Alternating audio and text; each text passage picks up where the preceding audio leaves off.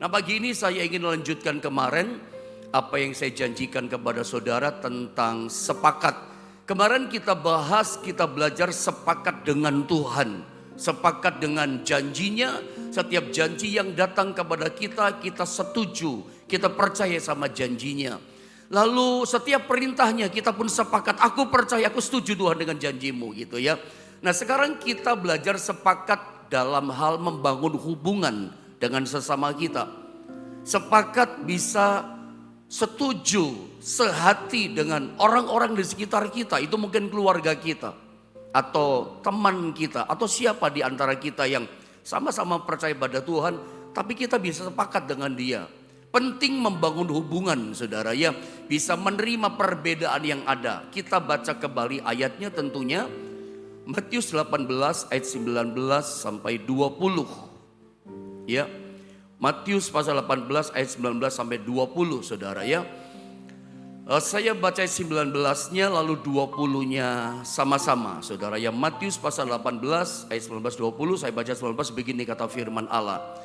Dan lagi aku berkata kepadamu, jika dua orang daripadamu di dunia ini sepakat meminta apapun juga, permintaan mereka itu akan dikabulkan oleh Bapakku yang di sorga. Ayat 20 sama-sama kita baca 2, 3. Sebab di mana dua atau tiga orang berkumpul dalam namaku, di situ aku ada di tengah-tengah mereka. Disadari atau tidak bahwa gini saudara ya, seringkali ayat ini, maksud saya Matius pasal 18, 19, 20, seringkali ayat ini diucapkan, dikatakan biasanya ini saudara ya, ada yang seperti ini. Diucapkannya seringkali dalam ibadah-ibadah yang sepi pengunjung gitu ya. Ibadah-ibadah yang jemaatnya datang gak banyak. Seringkali WL worship leader di depan, atau bahkan bisa gembala pendeta mengucapkan kata ini. Saudara, meskipun yang hadir di tengah-tengah kita jemaat tidak banyak, tapi kita percaya mulai diucapkan ayat-ayat ini. Firman Allah bukankah berjanji bahwa 2-3 orang berkumpul dalam nama Yesus, percayalah Yesus hadir di tengah-tengah kita. Lalu jemaat berkata amin gitu ya. Disadari atau tidak seringkali ayat ini dipakai gitu ya. Ayat ini dicomot untuk diucapkan, dikatakan di tengah-tengah jemaat dalam satu ibadah yang sepi, yang datang tidak banyak pengunjungnya.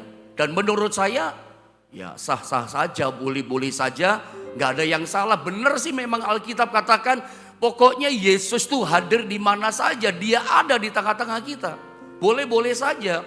Tetapi tentu saja 2000 tahun yang lalu maksud tujuan Tuhan Yesus ya mengucapkan kata-kata ini, mengucapkan firman Allah ini, tujuannya sebetulnya adalah untuk ini, untuk sepakat setiap kita. Untuk bisa menerima perbedaan satu orang dengan yang lain. Untuk kita bisa yang namanya ada kesatuan. Tujuan awalnya Yesus mengatakan 2000 tahun yang lalu, khususnya kepada murid-muridnya, dan pagi ini juga secara khusus spesial Yesus ulang kembali diucapkan kepada setiap kita. Tujuan Tuhan adalah supaya kita bisa sepakat, supaya kita bisa menerima perbedaan satu dengan yang lain, supaya kita bisa sepaham, setuju meskipun ada perbedaan. Itu tujuan awalnya. Makanya kalau kita baca perikop dalam perkataan Yesus dalam Matius pasal 18 naik di ayat 15, Yesus bicara begini, kalau di antara kamu ada yang jatuh dalam dosa, nanti ada baca di rumah gitu kira-kira ya. Ayat 15 turun ke bawah, kalau ada di antara saudara seiman di antaramu jatuh dalam dosa, panggil dia, nasihati dia 4 mata, tegur dia. Ini kan bicara gini, kesatuan gitu. Tuhan tidak suka perpecahan. Kalau dia jatuh dalam dosa, nasihati dia, tegur 4 mata. Gak usah ngomong dulu sama orang lain. Tegur dia terang-terangan, tunjukkan salahnya, nasihati dia. Itu kata Tuhan. Nanti turun di ayat yang ke-16-nya, kalau sudah dinasihati 4 mata masih jatuh lagi dalam dosa, panggil saksi yang lain. Panggil orang lain yang dekat, ayo sini jadi saksi, nasihati lagi, tunjukkan salahnya lagi. Kamu salah loh, ini ada saksi yang lain. Ternyata orang yang bikin dosa jatuh lagi dalam dosa lagi. Sekarang di depan jemaat dikasih tahu salahnya. Di depan jemaat. Ini Yesus yang mengajar. Akhirnya jemaat juga tahu semua ini salah bagian dosa. Tapi dablek kata orang Jawa, tebel hatinya. Bikin dosa lagi. Jatuh dalam dosa lagi. Yesus ajarkan gini. Ya sudah, anggap dia orang luar. Anggap dia di luar kumpulan di antara kita, kata Yesus.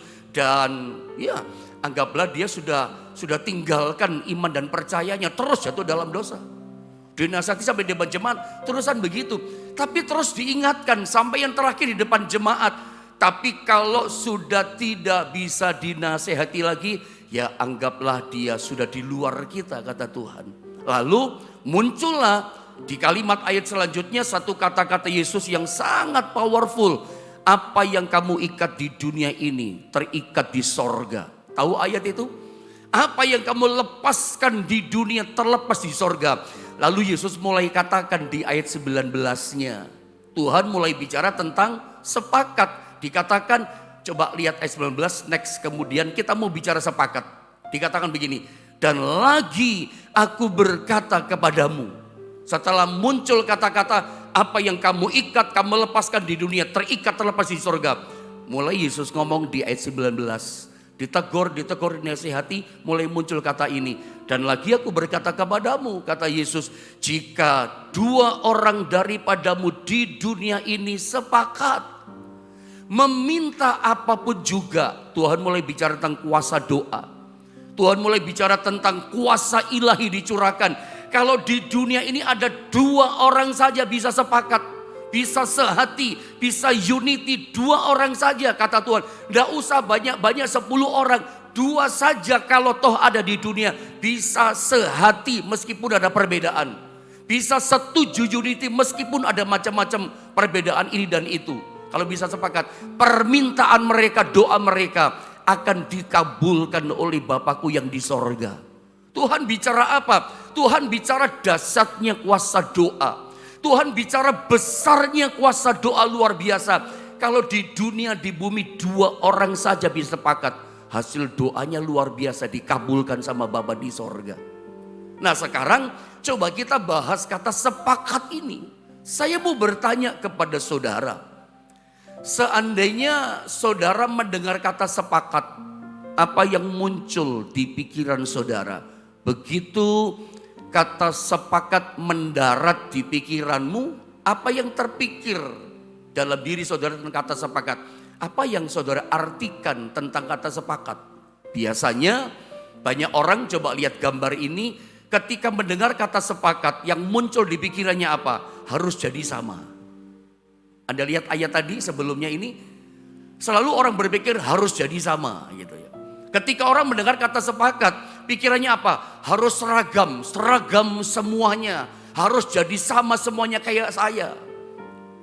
Jujur saja, banyak kita begitu kata sepakat mendarat di pikiran kita, yang terpikir di pikiran kita apa? Sepakat itu pokoknya harus jadi sama semuanya, harus seragam semuanya. Itu dalam pendapat kita. Penilaian kita mengartikan, mendefinisikan kata sepakat. Pokoknya harus sama semuanya, harus seragam semuanya. Itu yang terjadi. Padahal sesungguhnya kalau kita ambil dari kata aslinya dalam bahasa Yunani, saya terangkan kemarin, sedikit saya ulang supaya paham, melandas gitu maksudnya. Sepakat dalam bahasa Yunani disalin dengan kata sumponeo. Sum itu bersama-sama. Puneo, pun itu berbunyi, bersuara. Suara yang bersama-sama, bunyi yang bersama-sama. Tapi bunyi yang bersama-sama yang keluar itu, yang banyak bunyi keluar sama-sama, itu bisa menghasilkan simfoni. Sepakat itu kalau jadi sumponeo, itu hasilnya adalah kira-kira gini, simfoni atau harmonisasi. Makanya saya kasih gambar di bawah. Kalau Anda, lihat gambar ini ya. Kalau Anda dan saya ingin melihat yang namanya kesatuan yang sebenarnya. Prinsip kesatuan yang luar biasa. Prinsip sepakat yang luar biasa, yang benar gitu ya. Kita bisa lihat pada gambar itu namanya grup band. Orang main band, grup band Anda lihat. Alat yang dimainkan beda-beda.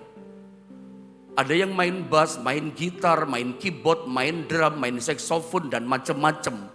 Tetapi para pemain-pemain band ini setiap alat yang dimainkan, mereka sangat menikmati perannya masing-masing. Yang main bass menikmati permainan bassnya, yang main gitar menikmati. Nggak ada ceritanya pemain band, pemain bass iri hati sama pemain gitar melodi. Lu enak ya main melodi, gua main bass, nggak ada. Begitu juga dengan pemain drum, nggak pernah iri hati sama vokalis. Lu enak nyanyi-nyanyi keluar suara, gua gebukin drum keringetan, nggak ada. Iri hati sama vokalis, iri hati pemain keyboard, misalnya pemain bass, kamu enak cuman duduk gini-gini aja, saya mesti sakit tangannya. Nggak ada. Nggak ada iri hati satu sama yang lain. Setiap pemain band, pemain alat musik ini menikmati perannya masing-masing gitu loh. Nggak ada iri hati, nggak ada satu dengki sama yang nggak ada. Makanya konsep prinsip kesatuan yang paling luar biasa, prinsip sepakat yang bisa menerima perbedaan satu dengan yang lain. Itu menurut saya yang paling pas, yang paling cocok. Ya lihatlah pemain band itu. Menikmati peran masing-masing. Walaupun alat yang dimainkan beda-beda. Skillnya beda. Suara yang dihasilkan beda. Suara drum itu kan gedebak-gedebuk jereng gitu kan. Tapi bisa bass, keluar sama bass, sama gitar, sama keyboard. Begitu keluar sama-sama. Karena menikmati perbedaan yang ada. Keluarnya simfoni yang indah. Enak dengernya. Orang menikmati. Orang gerakkan badan mendengar. Nikmati alunan harmonisasi. Bisa menyatu gitu loh. Makanya yang paling pas sepakat. Ya ini pemain band. Berbeda semua yang lain. Tidak ada iri hati. Menikmati perbedaan. Kita beda. Tapi kita bisa satu. Nah itu sepakat. Nah sementara ini dalam pemikiran kita, pandangan kita, sepakat itu orang itu harus sama dengan kita. Sepakat dalam pikiran kita, pokoknya orang mesti seragam dengan pikiran saya. Kita jadi orang yang ego. Kadang dalam kumpulan pelayanan, dalam kumpulan gereja, komunitas gereja, seringkali apa? Kita memaksakan kehendak kita. Kita merasa paling hebat. Lalu kita berpikir, pokoknya orang harus kayak jadi saya. Sama dengan saya pikirannya. Pokoknya pelayanan harus gini, sama dengan pemikiran kita. Kita merasa kita yang paling betul gitu. Padahal saya suka bilang sama saudara, mungkin kita betul. Tapi orang lain belum tentu salah loh. Saya ulang ya, pandangan saudara bisa jadi benar, betul. Tapi bukan berarti pikirannya orang itu salah. Bisa jadi Anda betul, dia juga betul. Seperti 2 tambah 2 sama dengan 4. Tapi jangan lupa loh, ilmu matematika berkata berhitung 3 tambah 1 juga 4. 5 dikurangi 1 juga 4. Jangan lupa 8 dibagi 2 juga 4. Dan seterusnya. Ujungnya benar 4. Tetapi pemikiran caranya berbeda. Tapi betul 4 loh. Jadi jangan berpikir gini, yang benar itu saya, kamu harus ikut saya. Kita paksakan pemikiran kita. Pokoknya orang harus seragam semuanya dengan pikiran saya. Semua harus sama dengan saya. Saya tunjukkan, kalau dalam komunitas gereja seperti ini, dalam keluarga seperti ini, yang terjadi begini loh. Kenapa sih doa kita itu powerless, gak ada kekuatan. Doa kita gak ada kuasa. Sementara Matius pasal 18 ayat 19 yang Yesus ajarkan. Doanya orang itu sangat dahsyat, kuasanya luar biasa. Kalau doanya bisa sepakat, bisa terima perbedaan. Berbeda 2 orang tapi sepakat. Bersatu gitu. Berbeda tapi bisa satu naikkan doa. Maka apapun yang kamu minta, Bapakku di sorga pasti mengabulkan, memberikan kepadamu. Bukankah ini bicara kuasa doa? Bukankah ini bicara besarnya, dahsyatnya doa permintaan orang yang sepakat? Tapi kenapa saya tuliskan di sini? Kenapa doa kita powerless? Tidak ada kuasa doa kita. Kenapa gereja kita tidak ada kuasa kekuatannya? Sederhana, simple banget jawabannya. Kenapa? Karena kita sulit menerima yang namanya perbedaan. Kita ini seringkali dalam kumpulan gereja memandang sebelah kita selalu salah, kita yang benar gitu. Nanti lihat orang rambutnya, gayanya nggak sama dengan kita pikir apaan sih itu orang kuno banget model rambutnya, nggak sama kayak saya. Lihat orang ada rambutnya, ada merah sedikit, ada hijau sedikit, kita udah gak seneng gitu. Padahal itu senangannya dia, tapi kita gak seneng. Coba kalau karena kita ibadah datang sama Tuhan, nyembah sama Tuhan, memuji Tuhan, beribadah datang sama Tuhan. Yang kita lihat perbedaan yang gak prinsip kita jadikan prinsip masalah. Membuat kita gak bisa sepakat memuji Tuhan. Orang lain senang memuji Tuhan, kita dengki, gak senang hati kita. Hanya melihat perbedaan yang gak penting sebetulnya. Rambut beda, cara bajunya gak sama dengan kita jadikan masalah. Cara nyembahnya gak sama dengan kita, dia sorak-sorak sukacita, kita adem ayam saja, lalu kita gak suka sama dia. Kenapa kita selalu memandang hal yang berbeda jadi seperti itu? Makanya Tuhan tidak suka namanya perpecahan. Tuhan tidak suka yang namanya apa? Perceraian. Tuhan suka yang namanya perdamaian. Tuhan suka rumah tangga kita, rumah tangga yang bersatu gitu ya. Aku benci perceraian karena itulah prinsipnya Tuhan gitu. Dari awalnya begitu. Makanya coba lihat Tuhan ajar kita sepakat di ayat tadi Matius 18 ya. Ayat 19-20. Tuhan ajar kita sepakat. Kenapa Tuhan ngajar kita sepakat? Karena memang gaya hidupnya Tuhan seperti itu. Tuhan tuh sepakat dari awalnya. Dari sononya memang itulah gaya hidupnya Tuhan. Suka bersama, suka sepakat di antara kita. Karena memang gaya hidupnya Tuhan itu dia cinta hubungan ya. Dia cinta komunitas, Tuhan itu dia cinta namanya kesatuan. Memang dari awalnya begitu. Lihat Kejadian 1 ayat 26. Tuhan itu cinta namanya sepakat. Kalau kita baca ketika Tuhan menciptakan dunia ini, alam semesta, saya baca saja ya. Kita pasti paham deh ayat ini. Coba lihat ayat ini saya baca ya. Berfirmanlah Allah. Baiklah kita menjadikan manusia menurut gambar dan rupa kita. Udah 2 kali kata kita. Baiklah kita ya menciptakan manusia menurut gambar dan rupa kita. Dikatakan apa lagi? Supaya mereka berkuasa atas ikan-ikan di laut dan burung-burung di udara dan atas ternak dan atas seluruh bumi dan atas segala binatang melata yang merayap di bumi. Ketika Tuhan menciptakan manusia dan alam semesta pakai kata kita. Ya, anak kecil, anak SD juga tahu kata kita itu berarti kata jamak. Kata kita anak kecil bukan sendirian. Kalau saya, aku sendirian. Kata kita itu berarti bersama, ini jamak. Secara khusus kita orang Kristen, kita orang yang beriman kepada Yesus, ikut Yesus, kita tahu kata kita itu di dalamnya ada Allah Bapa, Allah Anak, Allah Roh Kudus. Ya. 3 tapi 1 yang esa. Kita tahu ini Tritunggal Allah yang esa. Begitu kata kita. Walaupun saya tahu yang saya katakan mulai banyak yang namanya pro kontra tentang Tritunggal. Memang kata Tritunggal tidak ada dalam Alkitab. Tapi ayat-ayat Alkitab mengatakan ada banyak kata kita. Yang menunjukkan Bapa, Anak dan Roh Kudus itu menyatu. Satu tunggal yang esa gitu. Jadi memang dari sananya, dari awalnya, maka kita ini cuma ikutan saja sama pencipta kita gitu. Tuhan itu memang dari awalnya memang cinta komunitas, cinta kebersamaan. Sampai menciptakan manusia, menjadikan alam semesta pun Tuhan pakai kata kita ciptakan, kita jadikan dan seterusnya. Dan ketika Allah, Tuhan Allah, Tritunggal Allah menciptakan alam semesta dari mulai hari pertama. Anda nanti baca di rumah ya, dia berkata semuanya baik. Hari kedua semuanya baik. Hari ketiga semuanya baik. Hari keempat, hari kelima Tuhan berkata semuanya baik. Tetapi hari ke-6 ketika dia menjadikan manusia sungguh amat baik. Tapi begitu dia lihat manusia yang pertama itulah Adam yang diciptakan sungguh amat baik. Dia lihat sendirian manusia ini. Adam sendirian. Muncul kata pertama dari mulutnya Tuhan. Muncul perkataan firman dari mulutnya Tuhan. Pertama kali muncul kata tidak baik. Dari pertama ciptaan, kedua, ketiga, kelima sampai ke-6 semuanya baik, bahkan sangat amat baik.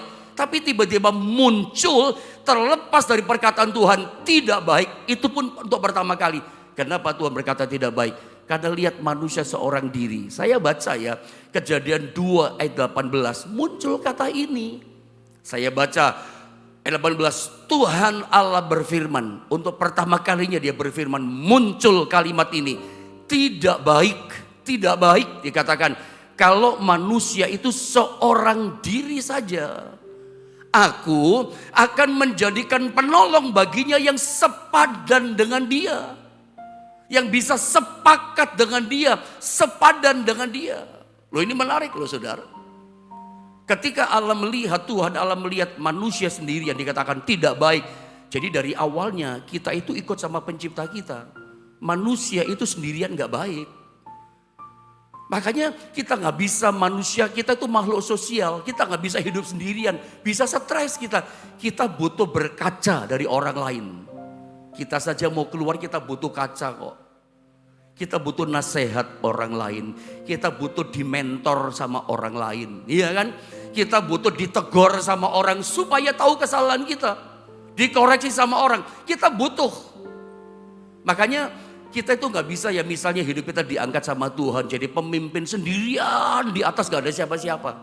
Gak lama pasti jatuh pemimpin seperti itu. Karena kita ketika jadi pemimpin terangkat sendirian. Kita gak bisa berkaca dari orang. Makanya pemimpin yang betul naik ke atas, mesti turun ke bawah, ada di tengah-tengah semua orang. Itu yang diajarkan Alkitab kan saudara ya. Pemimpin itu gak bisa di atas terus, mesti turun ke bawah. Menjadi bagian dari yang lain juga. Supaya bisa dengar suara orang, berkaca dari orang, dengar nasihat, dengar masukan, kasih input. Tapi kalau orang ego gak bisa terima input, malah ngamuk dikasih input. Makanya kita mesti ikutan kata pencipta kita, tidak baik manusia seorang diri, tidak boleh seorang diri. Makanya Tuhan katakan doa yang besar kuasanya, gereja yang besar kuasanya, keluarga yang besar kuasanya, yang doanya dijawab, yang kuasa Tuhan ajaib terjadi kepada keluarga yang bagaimana? Keluarga yang bisa terima perbedaan, tetap sepakat. Seringkali kita berpikir, lu beda pandangan sama saya. Kita seringkali gak seneng ya orang yang beda pandangan sama kita. Karena kita merasa kita yang paling betul. Kita gak bisa jadi orang merasa saya yang benar, kamu yang salah. Kamu mesti kayak pikiran saya. Kita memaksakan ego kita. Kita memaksakan kehendak pemikiran kita. Selalu kita berpikir semua salah saya yang benar. Sehingga kita selalu gak bisa terima orang yang beda paham sama kita. Kamu beda paham sama saya, kita gak suka. Padahal beda pemahaman itu bisa menyatu dengan baik loh. Kita gak bisa sendiri. Lucifer, ketika masa penciptaan, kira-kira kurang lebih pendeknya begitu. Masa penciptaan, ada makhluk yang luar biasa sorgawi namanya Lucifer. Itu dibuang oleh Allah. Ditendang kasarnya, dicampakkan ke tempat dunia paling bawah. Kenapa? Dia maunya one man show sendiri. Dia maunya naik sendiri, gak mau yang lain. Saya gak butuh yang lain. Itu Lucifer kan. Selalu berkata aku. Gak bisa terima yang lain, gak bisa terima perbedaan aku. Coba kita lihat contohnya saja sedikit dalam Yesaya 14 ayat 12-14. Ini peringatan keras. Kenapa doa kita gak ada kuasa? Tuhan ajar doa sepakat sama orang. Ada perbedaan tapi bisa menyatu dalam doa datang sama Tuhan. Itu besar kuasanya. Jangan tiru Lucifer. Coba kita baca dulu ayatnya. Saya mau terangkan di sini. Yesaya 14, 12-14 ayatnya. Wah, engkau sudah jatuh dari langit. Hai bintang timur putra fajar. Engkau sudah dipecahkan dan jatuh ke bumi. Hai yang mengalahkan bangsa-bangsa. Terus engkau yang tadinya berkata dalam hatimu, aku itu egonya kan, hendak naik ke langit. Aku hendak mendirikan tahtaku mengatasi bintang-bintang Allah.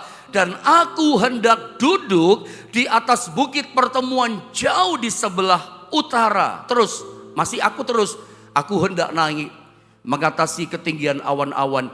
Hendak menyamai yang maha tinggi, menyamai Tuhan. Ya, sebaliknya, lihat kata firman, sebaliknya ke dalam dunia orang mati, ya, engkau diturunkan, dicampakkan, dibuang ke tempat yang paling dalam liang kubur, tempat yang paling gelap, sendirian di situ. Karena memang suka sendiri. Itu Lucifer. Aku. Dia naik ke atas merasa aku. Makanya tadi sempat katakan kita nggak bisa jadi orang yang maunya sendiri saja. Alkitab udah ingatin loh, kita nggak bisa sendiri. Kalau Tuhan angkat saudara jadi seorang pemimpin, nggak bisa naik sendiri. Anda butuh yang lain-lain di sekitar saudara. Makanya gini ya, singkatnya begini dari Yesaya 14 tadi. Iblis tuh punya gaya hidup yang ingin, gaya hidup yang sendiri tadi loh.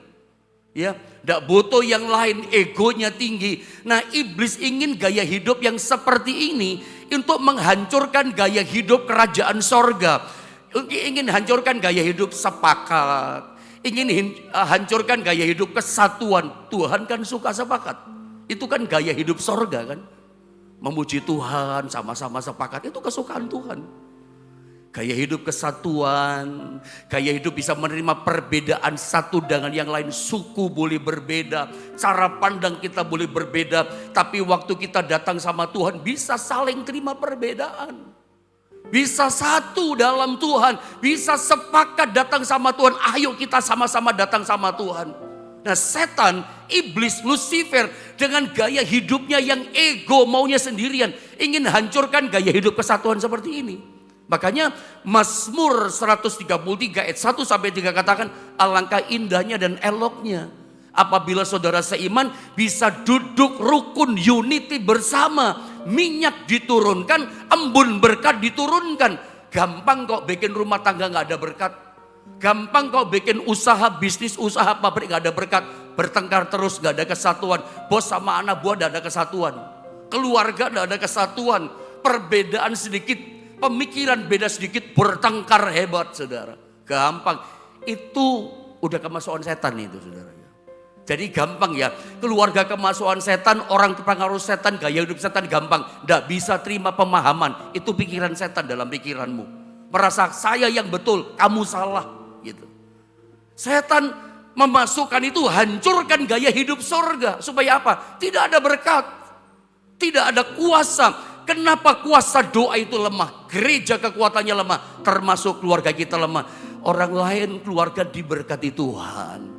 Bisnisnya, usahanya, doa diberkati Tuhan. Kenapa kita tidak? Jangan-jangan kita itu egonya luar biasa ya.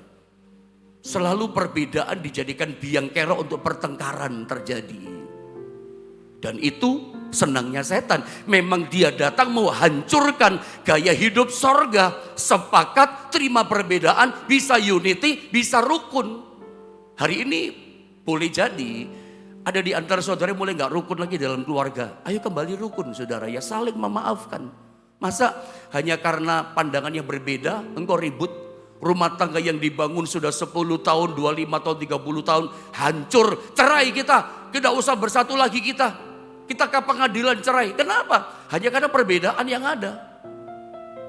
Sayang, sesuatu yang sudah dibangun dengan pengorbanan puluhan tahun hancur karena perbedaan yang ada. Ini kan setan yang bekerja. Hancurkan gaya hidup kerajaan sorga. Ayo kembali bersatu pagi ini. Salinglah memaafkan. Saling berpelukan keluarga. Biar sorga yang hadir di tengah-tengah keluarga kita. Yang Tuhan ajarkan sepakat bangun hubungan gitu.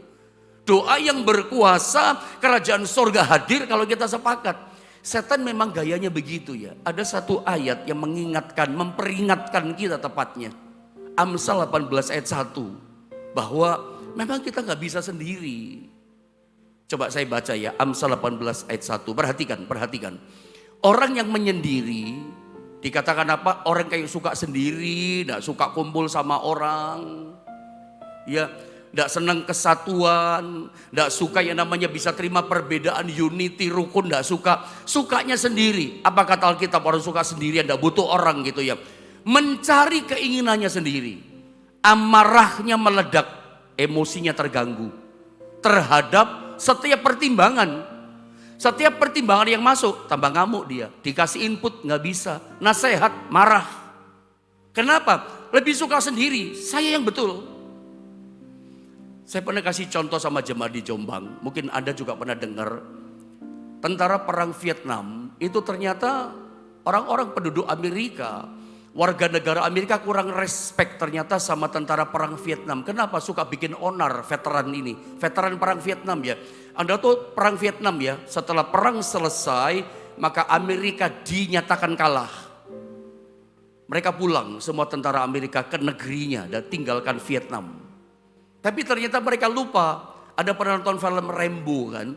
Itu ternyata tentara-tentara Amerika banyak yang tertinggal di hutan-hutan Vietnam. Tempat-tempat tersendiri di Vietnam. Dijemput lagi pakai pesawat terbang. Mereka sudah berewokan, panjang rambutnya, dibawa pulang ke Amerika. Ternyata nyampe Amerika bikin onar. Minum mabuk, pukul orang, perkosa, mencuri, merampok dan seterusnya. Kenapa? Emosinya labil. Kenapa diselidiki? Kenapa seperti ini para veteran perang Vietnam? Ternyata mereka terlalu lama di hutan tempat sepi sendirian, gak ada siapa-siapa. Gak pernah komunikasi sama orang, gak pernah ngobrol sama orang. Terlalu lama puluhan tahun sendirian. Terlalu lama tahunan sendirian. Begitu dijemput, sudah ngomong sendiri, sudah berewokan semuanya. Udah terganggu emosinya karena sendirian, gaya hidup sendirian. Begitu kumpul sama orang, labil, emosinya terganggu. Tonjok orang, bikin onar, perkosa orang, bikin kekerasan. Itu yang terjadi. Sendirian gak bagus. Saya kasih contoh lagi. Di Alkitab ada seorang yang suci yang bernama Yohanes Pembaptis. Orang yang benar hidupnya. Jangan sangsikan cintanya sama Tuhan. Jangan Anda meragukan bagaimana pengorbanan perjuangannya ketaatan untuk kerajaan Allah. Orang ini orang yang lurus hatinya untuk Tuhan. Tapi orang ini terlalu lama sendirian, namanya Yohanes Pembaptis. Hidupnya bukan di tengah-tengah masyarakat, hidupnya sendirian di padang gurun, tidak ada siapa-siapa. Makannya belalang, minumnya madu hutan, pakaiannya kulit, sendirian. Satu kali banyak orang berdatangan minta dibaptis sama dia. Ada orang Farisi, ada ahli Taurat datang. Dia ngomong apa? Hai kamu keturunan ular berudak, siapa yang berkata kepada kamu, kamu bisa luput dari hukuman neraka? Orang ditunjuk dikatakan, kamu ini turunan ular berudak. Coba kalau ada pendeta zaman sekarang ngomong, kamu keturunan ular ya. Wow, ngamuk, masuk penjara tuh pendeta. Jemaat bisa marah, ngamuk saudara ya. Kenapa Yohanes bisa sekeras itu mulutnya? Kayak sarkasme ya. Orang dikatakan, hei ular berudak. Kasar banget kata-kata hamba Tuhan yang satu ini. Kok bisa begitu? Kelamaan sendirian. Makanya sembarangan dia bicara. Keturunan berudak. Gak bisa luput kamu dari hukuman neraka dan seterusnya. Kamu pasti dihukum. Wih, keras omongannya. Kenapa dia sikapnya seperti ini? Attitude hidupnya kayak begini ya. Kok rasanya gak menyenangkan? Ya memang gak menyenangkan gaya hidup seperti Yohanes Pembaptis. Terus terang saja katakan, walaupun dia hamba Tuhan yang luar biasa, tapi attitude-nya Anda lihat. Kenapa? Terlalu lama sendirian. Nih Alkitab singkapkan pada kita. Tidak baik terlalu lama sendirian. Tidak bisa. Kita jadi hamba Tuhan mesti kumpul sama hamba Tuhan yang lain. Mesti ada fellowship. Kita jemaat anak Tuhan gak bisa di rumah terus. Fellowship lah di gereja dengan yang lain. Butuh seperti itu. Saya kasih contoh yang terakhir. Ada seorang bintang Hollywood yang bernama Heath Ledger. Heath Ledger itu mati bunuh diri di antara dia jadi orang yang top. Lagi naik daun top-topnya. Dia memerankan pemeran Joker terbaik. Dipuji sama sutradara. Persis kayak Joker dia. Kenapa? Dia bisa sampai mati bunuh diri. Terlalu lama sendirian. Dia mempelajari skripnya dari sutradaranya dia pelajari. Dia menyendiri di gedung, di satu tempat sendirian. Gak ada siapa-siapa.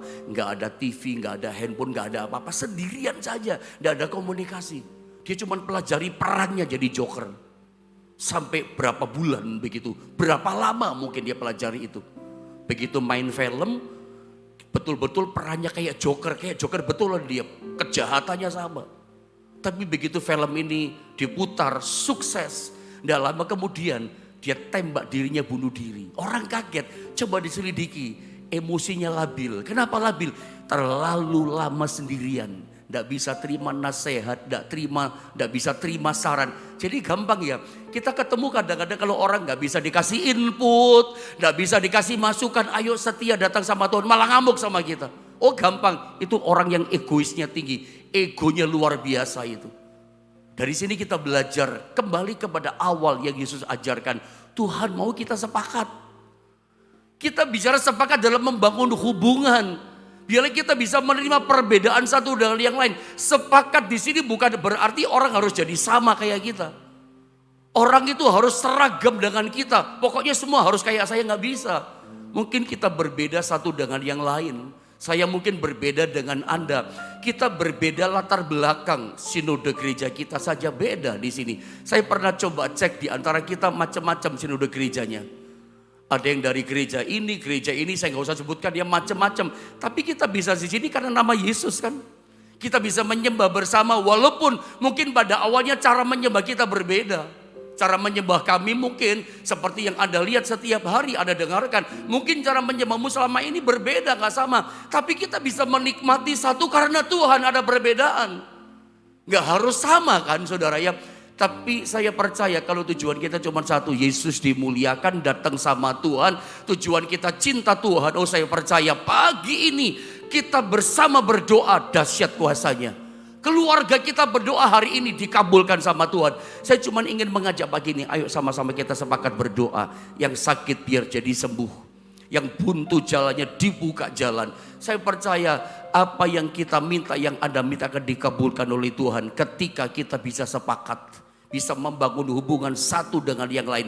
Saya berharap apa yang kita terima dari pengajaran firman itu berharga buat kita. Jangan paksakan kehendakmu sama orang. Anda benar, bukan berarti orang lain salah loh. Jangan tuntut orang mesti sepaham sama saudara.